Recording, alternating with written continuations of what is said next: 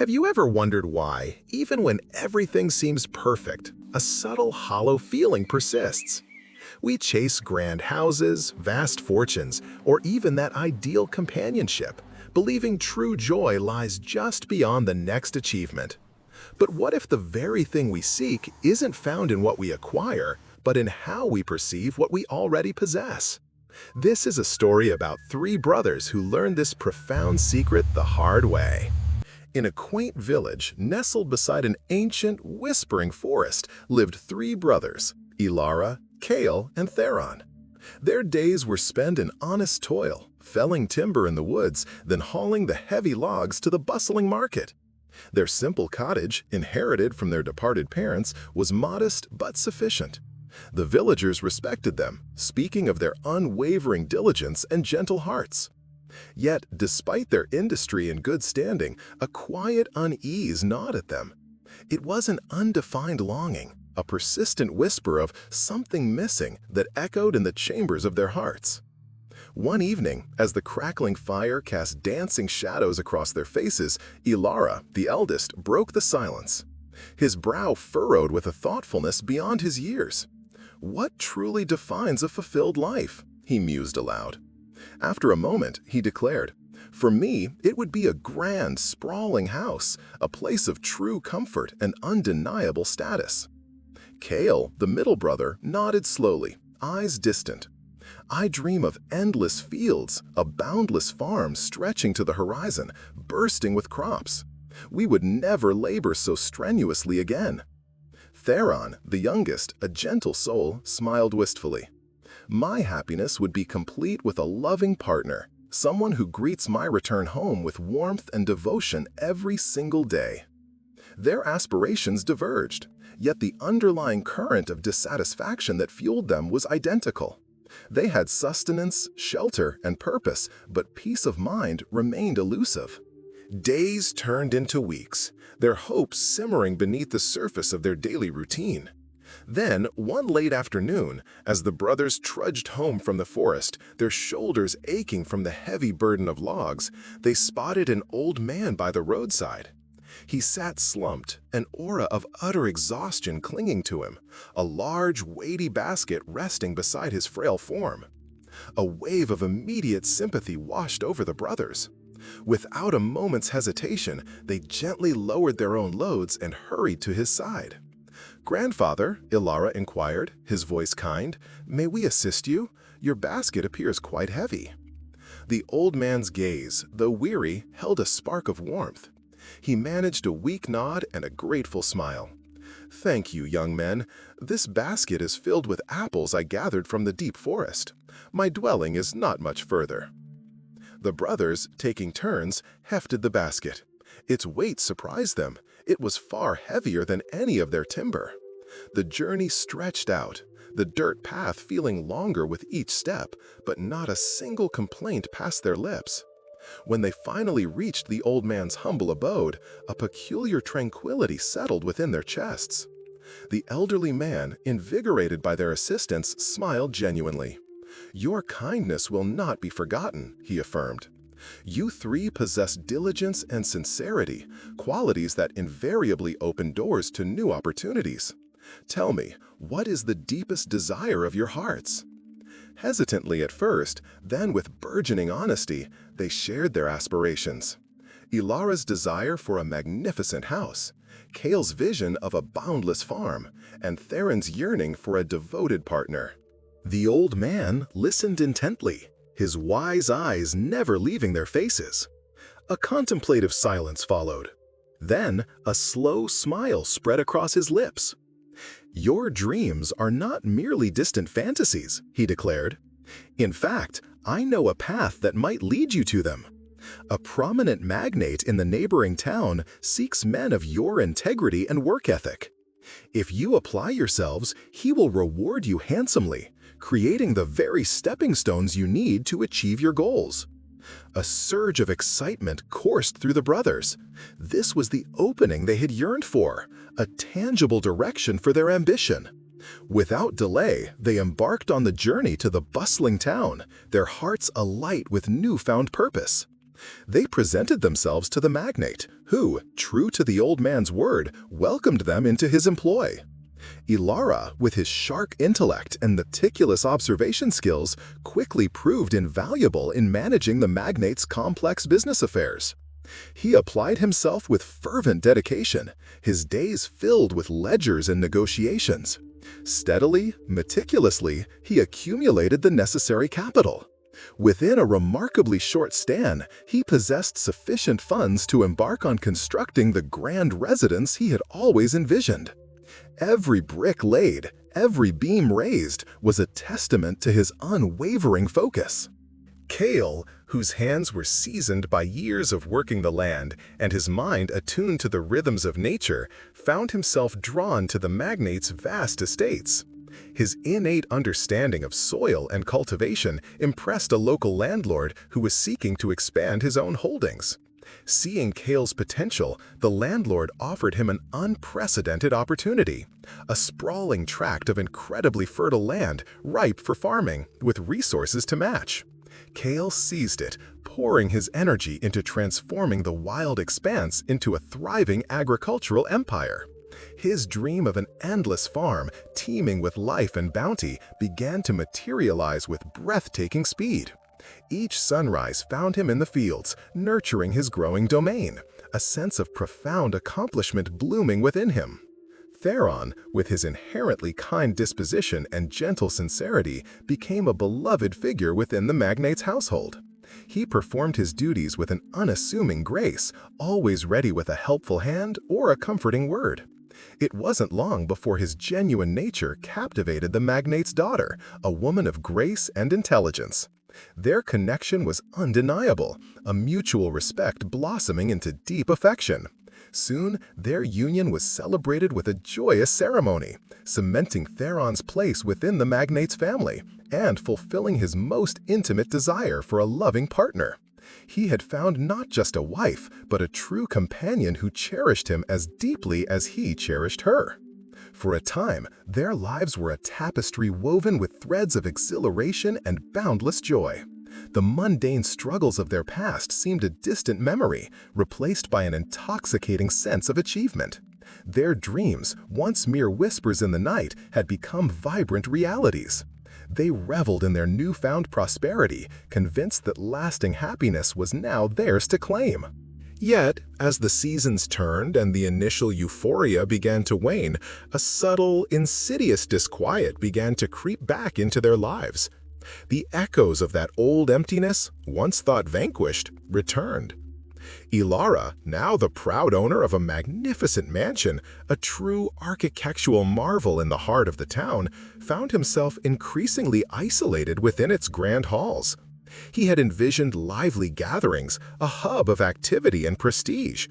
Instead, the sheer size of the dwelling seemed to swallow sound, creating a profound silence that pressed in on him. He entrusted every aspect of its maintenance to a small army of servants, distancing himself from the daily chores and responsibilities that once gave him a sense of purpose. What had begun as a symbol of success slowly transformed into a hollow shell. The gleaming, polished floors reflected not light, but his solitary figure. The expansive rooms, once filled with the promise of future joy, now felt cavernous and cold, amplifying his solitude. He walked through its opulent corridors, a king in an empty kingdom, the walls echoing with an unfamiliar, unsettling quiet. The grand house, his ultimate aspiration, had become a gilded cage, trapping him in a lonely splendor.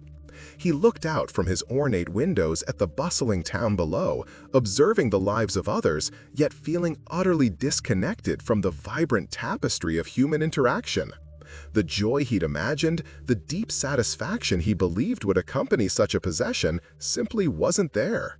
Kale, whose boundless farm now stretched as far as the eye could see, a verdant empire of crops, found himself consumed by an overwhelming wave of anxiety. His dream, once a source of invigorating purpose, had metastasized into an unbearable burden. Every rustle of leaves in the wind, every darkening cloud, every distant rumble of thunder became a harbinger of potential disaster. His mind, once clear and focused, became a battleground of worries. Pests, blight, sudden storms, market fluctuations, a relentless parade of potential catastrophes paraded through his thoughts. Sleep became a luxury he could no longer afford, his nights punctuated by restless tossing and turning, his imagination conjuring vivid images of destroyed harvests and financial ruin. The once comforting expanse of his fields now felt like an enormous, fragile responsibility. He walked among his crops, not with the joy of a creator, but with the grim vigilance of a guard. The beauty of the growing things was lost to him, overshadowed by the constant threat of loss. The sun, once a source of warmth and growth, now felt like a relentless taskmaster, demanding more, always more, from his already weary spirit. The freedom he had sought through abundance had ironically shackled him to an invisible, relentless master, fear.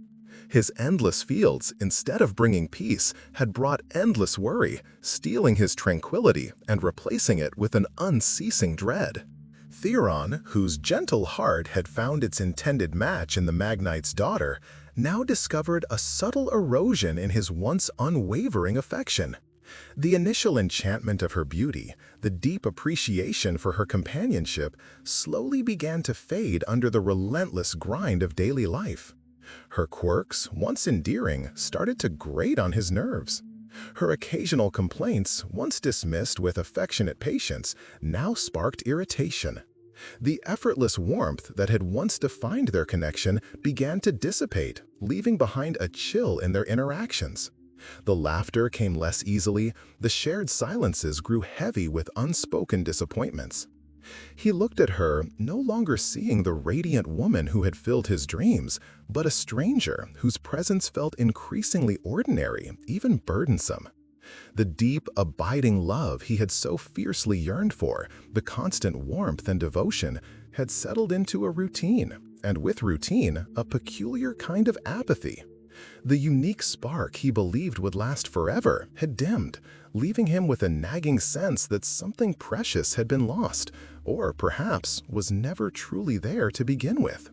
He had married for love, found the partner of his dreams, and yet the pervasive, quiet feeling of discontent persisted, a stark contrast to the joy he had anticipated.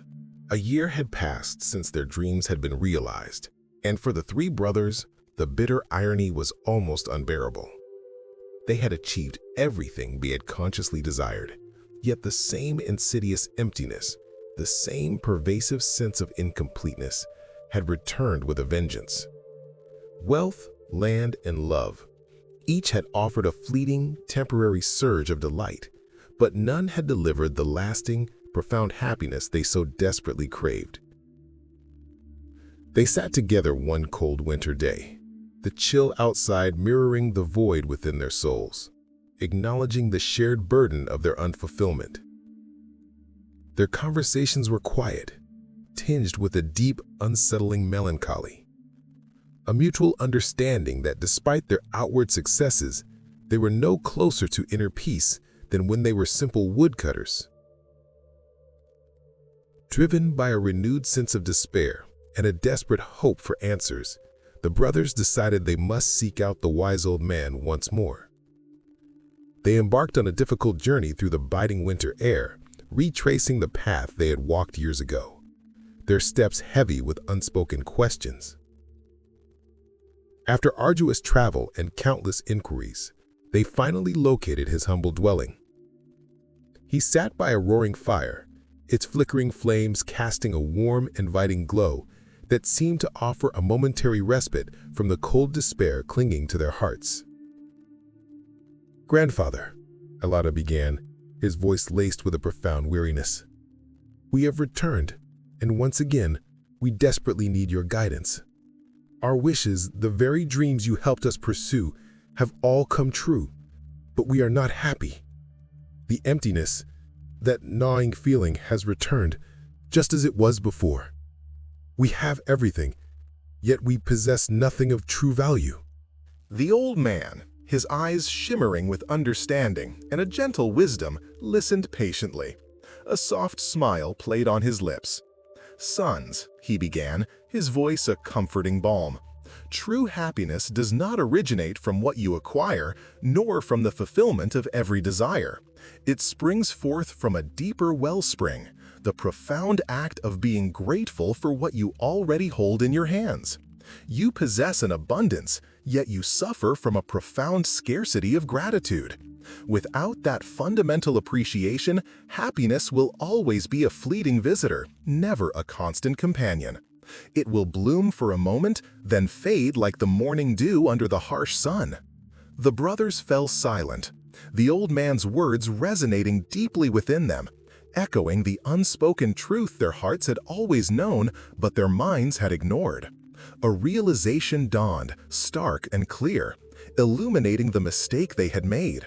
They had chased an external ideal, believing that once achieved, joy would automatically follow. They had forgotten to simply see and cherish the present. The old man continued, his voice steady and calm. "Gratitude, my dear sons, is not merely an emotion. It is the fundamental key to unlocking enduring happiness. It is a conscious choice, a daily practice.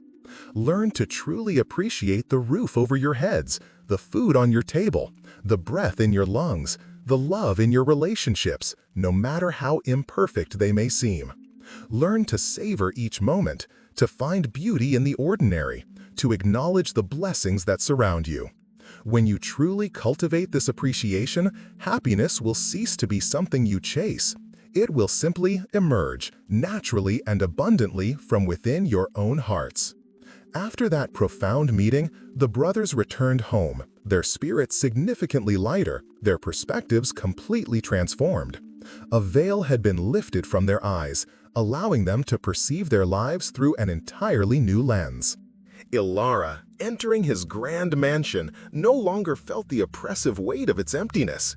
He began to see its majestic architecture not as a symbol of lonely ambition, but as a shelter, a testament to his hard work and a canvas for a life well lived.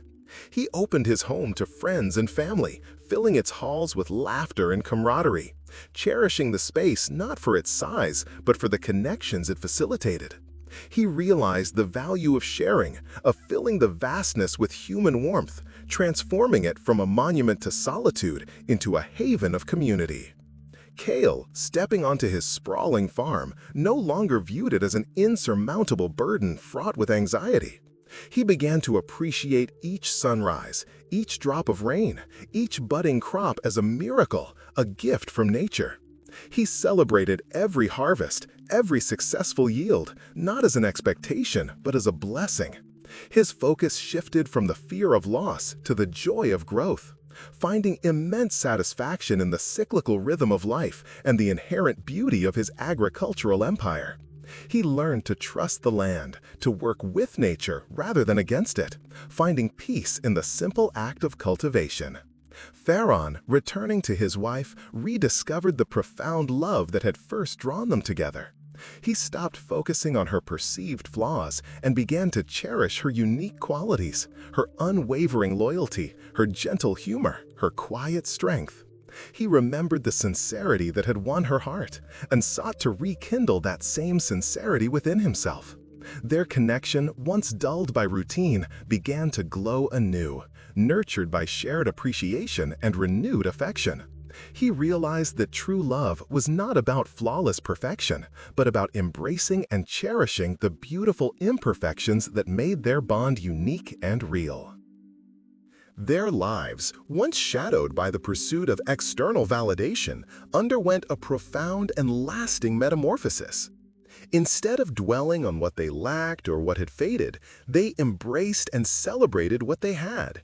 Finally, truly and deeply, they comprehended the profound secret to enduring happiness. Happiness is not a destination found in material possessions, nor is it solely dependent on the fulfillment of grand desires. It is a journey, a continuous state of being, discovered and nurtured by embracing each precious moment with an open heart filled with profound and unwavering gratitude. Remember this simple truth. If we learn to appreciate the gifts that are already present in our lives, no matter how small or commonplace they may seem, happiness will cease to be a distant mirage. It will become our steadfast companion, walking beside us through every season of life.